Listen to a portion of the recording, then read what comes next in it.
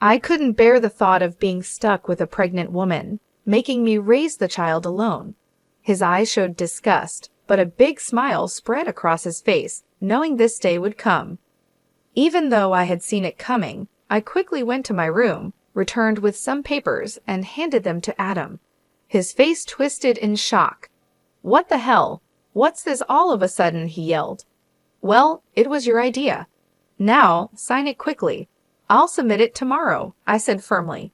His face turned red with anger as my words hit him hard. "Watch closely," I declared. "I'll make you regret how you've treated and looked down on me all this time. My name is Rachel. I'm a 31-year-old housewife. Until 5 years ago, I worked for a big mobile company.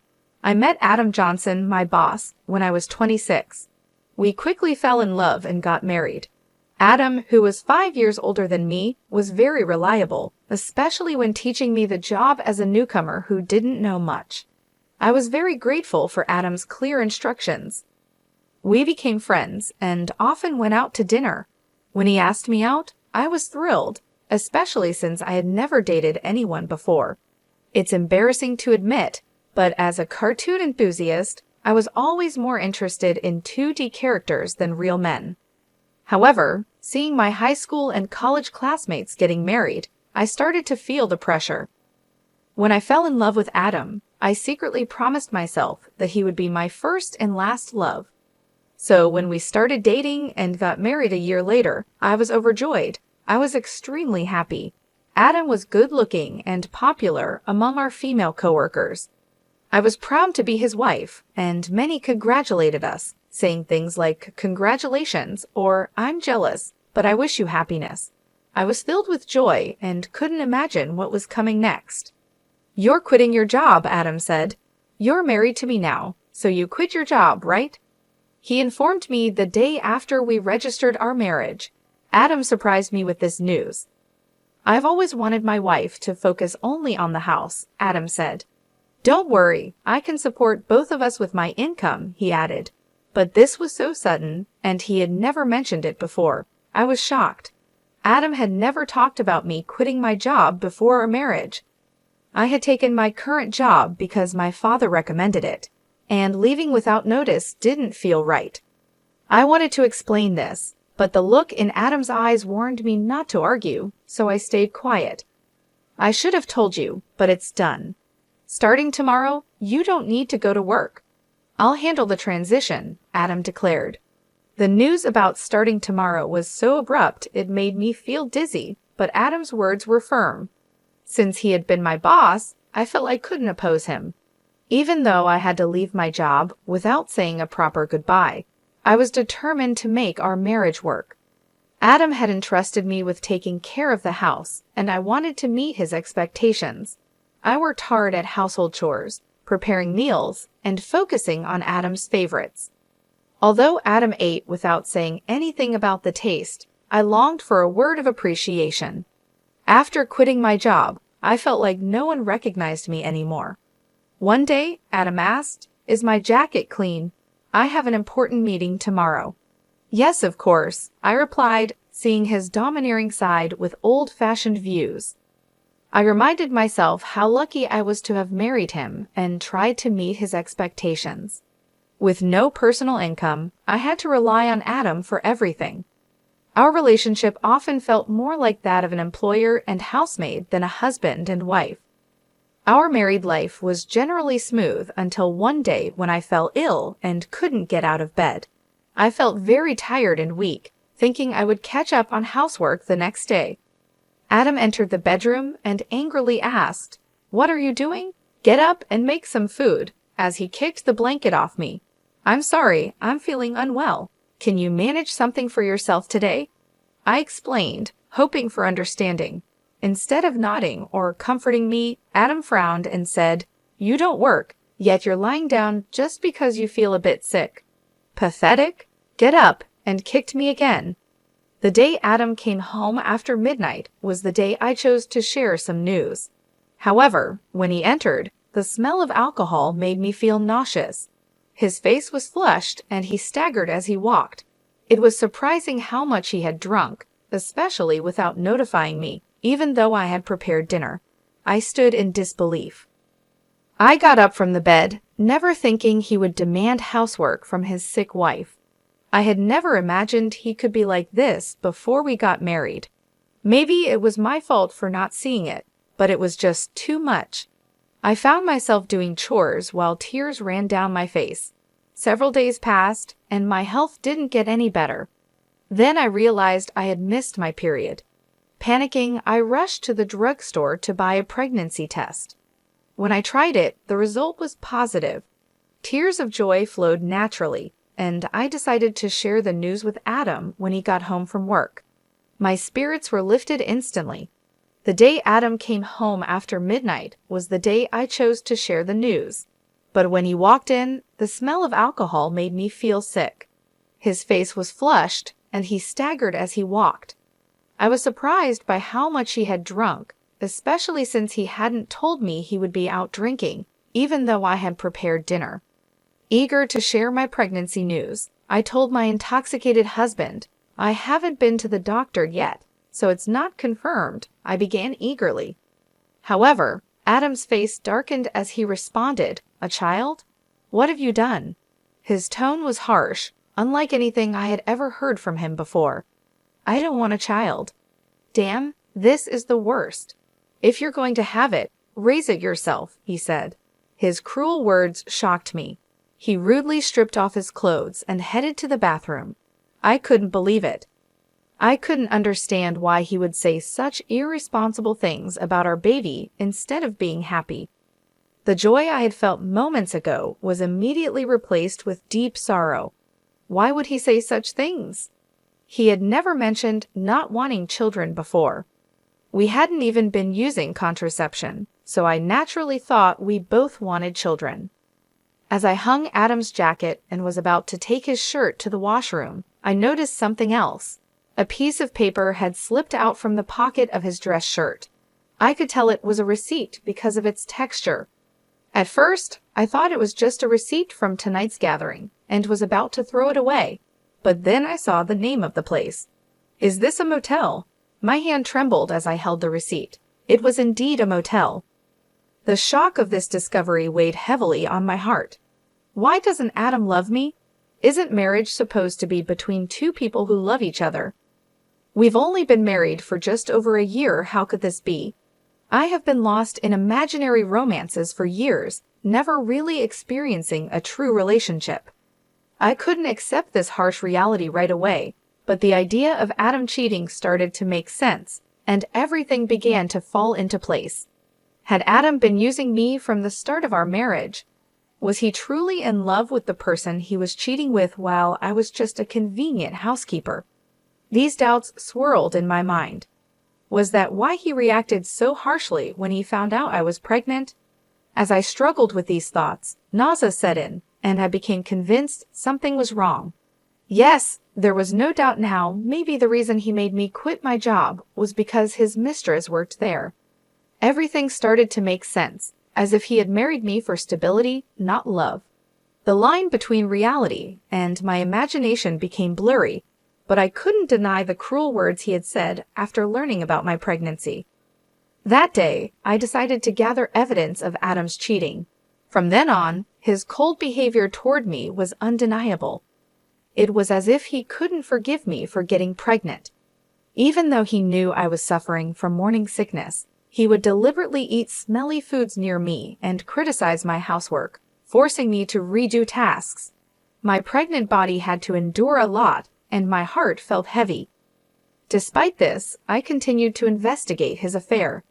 Adam never let go of his cell phone, even taking it with him to the bathroom, making it impossible for me to sneak a look. When I secretly checked Adam's room, it was always neat and tidy, with nothing incriminating in sight. He was meticulous at work, and his desk was always in perfect order. I realized it would be challenging to catch him off guard directly. I often checked Adam's pockets for evidence like receipts, but my investigation was difficult. I thought about hiring a detective, but didn't have the money. While I was deep in thought, I received an unexpected phone call from my father. "Hello, it's me, your dad. How are you?" he asked. Surprised by his call, Given his busy schedule, I replied, "Dad, what's going on? Aren't you busy with work?" "My employees have been doing well, so I'm not that busy," he explained. My father, the CEO of a company in Italy, was always a workaholic. I didn't have many childhood memories of playing with him, but I respected his dedication to his job. His unexpected call left me curious about the reason. "So what's happening?" I asked. My father then revealed a shocking truth. "Is that really true?" I asked in disbelief. "Yes, he's not the type to lie." "I want you to believe me," my father reassured me. Initially in shock and unable to respond, I felt a mix of anger and frustration as the pieces of the puzzle came together. "Thank you, Dad. I'll do my best," I replied. I thanked him before hanging up the phone. My investigation was finally paying off, but the new information also made me feel angry and frustrated. The tension between Adam and me continued to grow, and even though I was pregnant, Adam remained distant. Every time he acted this way, I felt a deep hatred towards him. Months passed, and our relationship stayed strained. Eventually, something happened that changed everything. At 9 months pregnant, I was always careful around Adam, living in constant fear. I tried to avoid him, leading a quiet and stifled life. One day, I cooked dinner as usual. When Adam came home, we sat at the dining table. As I quietly ate, Adam suddenly slammed his fork down. "What is this? It's tasteless," he exclaimed, throwing the food I had prepared onto the floor. I was shocked by his outburst and tried to understand what had just happened. The anger at seeing the meal I had cooked discarded right in front of me started to build up inside. "I've noticed you've been complaining about the taste of the meals recently," I said. Adam criticized my cooking, saying it was bland. Since becoming pregnant, I had been using less seasoning to make healthier meals. This was only temporary until the baby was born. If he found the food plain, he could have added some salt himself. Why did he have to throw it on the floor? I was about to argue when Adam sneered and said hurtful words. "I don't want a woman with a belly like a monster. You'll have to raise the kid by yourself," he said, looking at my swollen belly with a nasty smile. I had always feared this day might come, even though I hoped for a different outcome. Quickly, I went to my room, grabbed a document, and returned to Adam. "Fine, here are the divorce papers," I said, pushing the papers in front of him. Adam's face twisted in shock. "What the hell? What's this all of a sudden?" he stammered. "Well, it was your idea. Now sign it quickly." "I'll submit it tomorrow," I responded. The truth was, I had been thinking about divorce ever since I began suspecting Adam of cheating. However, with a child on the way, I wasn't sure if I could support myself. But now I had a different plan in mind. My determination seemed to provoke Adam. His face turned red with anger. "Just watch. I'll make you regret every moment you looked down on me and tried to control me. Do you think you can survive without me? You have a baby to care for, and you'll regret this," he threatened. But my resolve was firm. I wasn't going to back down. "I'll be fine. Don't worry about me," I assured Adam. Maybe irritated by my confidence, he snatched the divorce papers and started filling in the blanks. "Here you go. If this is what you wanted, it's yours," he said. "Thank you," I responded. Adam probably didn't believe I would actually submit the divorce papers, as he handed them over without any fuss. The next day, I submitted the divorce papers and left the house. I knew he would be surprised when he came home from work and found out. After that, I moved to my parents' home, mostly because my father had returned to Australia from Italy and suggested that I stay with them. It was the right decision at the time. I was tired of my life with Adam and deeply thankful to my father. On the day I left our home, Adam called me 5 times, but I ignored all his calls. Eventually, he stopped calling, which made it clear that I didn't mean much to him. He was probably happy with his mistress and might even remarry soon. I decided to move on from Adam. 7 months passed, and I had my baby, who was born safely. I was now living happily with my parents and my baby. While I was enjoying this peaceful life with my family, Adam called again. I ignored his calls at first, but after several persistent attempts, I finally answered. "Hello, what do you want now?" I asked, wary of his tone. "Hey, what's going on? Why were you on that show? And since when were you the daughter of a CEO with millions of dollars? I never knew that." Adam's voice was full of surprise and anger. It turned out that Adam had seen a TV show that aired after I returned to my family home. I had been featured on the show because of my father's role as the CEO of a well-known global tech company. The show highlighted the lavish lifestyle of the CEO's family, and during the interview, they mentioned our family's wealth, estimating it at around $40 million. I never expected Adam to see that show, but the power of television is incredible. Oh, by the way, I didn't tell you that I have an asset of $50 million due to an early inheritance. That's why I was able to divorce you, I said. Yes, my father had informed me about the inheritance, which gave me the confidence to live comfortably even after divorcing you. Upon hearing this, Adam's reaction was immediate, and he was furious. What? That's not fair. Why didn't you tell me about this before? Half of it is mine, right? Give me the money now, he demanded. I calmly replied, just as I thought, after seeing the show, all you could think about was getting money from me. Gifts from parents aren't included in property division. Are you forgetting your own mistakes?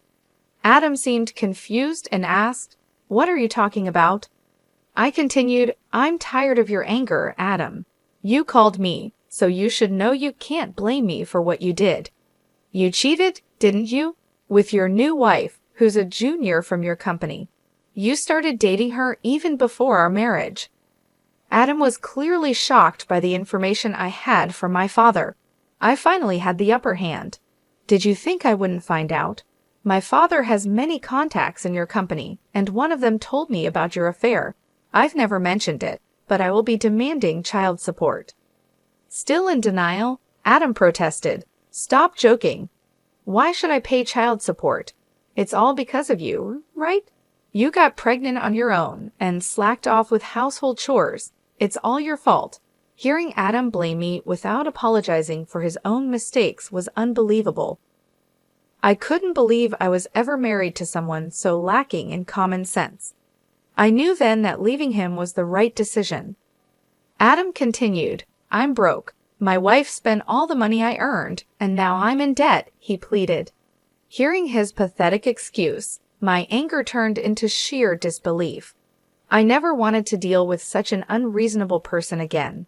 With that thought, I firmly gripped my phone and said, "What are you talking about? Do you even realize how ridiculous you sound? I never want to deal with you again. I'll have my lawyer handle the child support. Don't ever call me again, and you will not see the child anymore. Goodbye." "Hey, wait," he called out, but I quickly hung up the phone. Afterward, I blocked Adam's number and took a deep breath. It's over now, right? No more calls from Adam, I thought. I no longer wanted him disrupting my peaceful life. Just then, I heard my baby crying from the other room and rushed to soothe the baby. In the end, Adam started paying child support every month. According to a former colleague, the woman he remarried was quite a spendthrift, and he had to cover his living expenses with debt. It seemed that because of these circumstances, Adam had tried to get a share of my inheritance by calling me.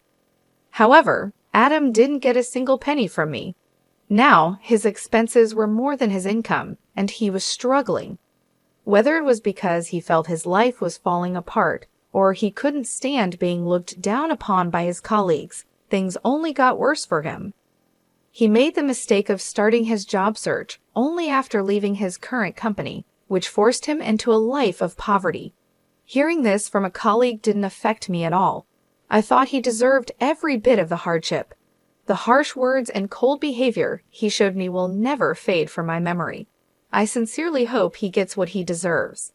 Meanwhile, I'm enjoying being a parent with the help of my parents. My baby is growing up healthy and happy. I feel supported and loved in my family's home, and I no longer have to worry about money. My father, who is a successful CEO, mentioned that he wants to pass the company on to me. This news was both surprising and motivating. I realized that I needed to prepare myself for the responsibilities that come with running a company. My father has always been a hardworking man, and I want to make him proud, so I started learning more about the business, taking on small tasks to understand how things work. I knew it wouldn't be easy, but I was determined to succeed. Living with my parents has given me a chance to rebuild my life. I feel more confident and ready to face the future. My father's belief in me has inspired me to aim high. He believes in my abilities, and that belief has become a source of strength for me. Every day, I work on balancing my role as a mother with my preparations to take over the company. It's challenging, but I find joy in every moment. My baby's laughter and my parents' support keep me going. I am grateful for this second chance at life, away from the toxic relationship with Adam. I often reflect on my past with Adam. His betrayal and cruelty hurt deeply, but they also taught me valuable lessons about strength and self-worth. I have grown from that experience and come out stronger. Now, I am focused on building a bright future for myself and my child. The pain of the past is slowly fading, replaced by the hope and excitement of what lies ahead. I am determined to create a happy and stable life for my child, and with my family by my side, I know I can achieve anything I set my mind to. Looking back, I see that leaving Adam was the best decision I ever made. It allowed me to find myself again and to discover my true potential. I am no longer the scared, uncertain person I once was. I am a strong, capable woman, ready to take on the world. I hope Adam understands the consequences of his actions. As for me, I will keep moving forward, taking advantage of every opportunity that comes my way and making the most of each day. I am ready for whatever the future brings, confident that I can handle any challenge.